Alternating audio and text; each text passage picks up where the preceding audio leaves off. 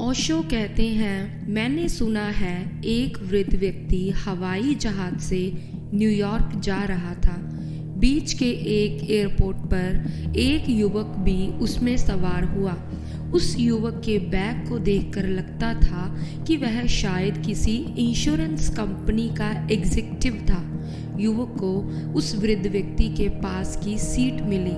कुछ देर चुपचाप बैठे रहने के बाद उसने वृद्ध से पूछा, सर, आपकी घड़ी में कितना समय हुआ है? वृद्ध कुछ देर तक चुप रहा, फिर बोला, माफ करें, मैं नहीं बता सकता।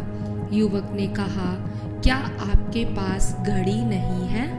वृद्ध ने कहा, घड़ी तो है, लेकिन मैं थोड़ा आगे का भी विचार कर लेता हूँ, तभी कुछ करता हूँ।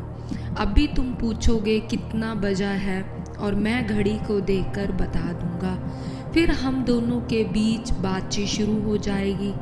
फिर तुम पूछोगे आप कहाँ जा रहे हैं? मैं कहूँगा न्यूयॉर्क जा रहा हूँ। तुम कहोगे मैं भी जा रहा हूँ। आप किस मोहल्ले में रहते हैं? तो मैं अपना मोहल्ला बताऊंगा। संकोचवश मुझे तुमसे कहना पड़ेगा कि अगर कभी वहाँ आओ तो मेरे यहाँ भी आ जाना। मेरी लड़की जवान और सुंदर है। तुम घर आओगे तो निश्चित ही उसके प्रति आकर्षित हो जाओगे। तुम उससे फिल्म देखने चलने के लिए कहोगे और वह भी राजी हो जाएगी। और एक दिन यह मामला इतना परवान चढ़ जाएगा कि मुझे विचार करना पड़ेगा कि मैं अपनी लड़की की शादी एक बीमा एजेंट से करने के लिए हामी भरूं या नहीं, क्योंकि मुझे बीमा एजेंट बिल्कुल भी पसंद नहीं आते।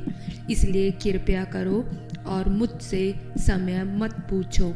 हम सभी इस आदमी पर हंस सकते हैं, लेकिन हम सब इसी तरह के आदमी हैं। हमारा चित्त प्रतिपल वर्तमान से छिटक जाता है और भविष्य में उतर जाता है। और भविष्य के संबंध में आप कुछ भी सोचें, सब कुछ ऐसा ही बचकाना और व्यर्थ है, क्योंकि भविष्य कुछ है ही नहीं।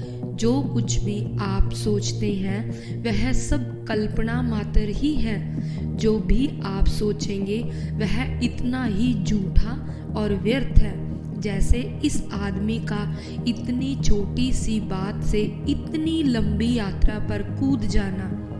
इसका चित्त हम सबका चित्त है। हम वर्तमान पर अपनी पूरी पकड़ से टिकते नहीं हैं और भविष्य या अतीत में कूद जाते हैं। जो क्षण हमारे सामने मौजूद है उसमें हम मौजूद नहीं हो पाते, लेकिन इस क्षण की सत्ता है वही वास्तविक है।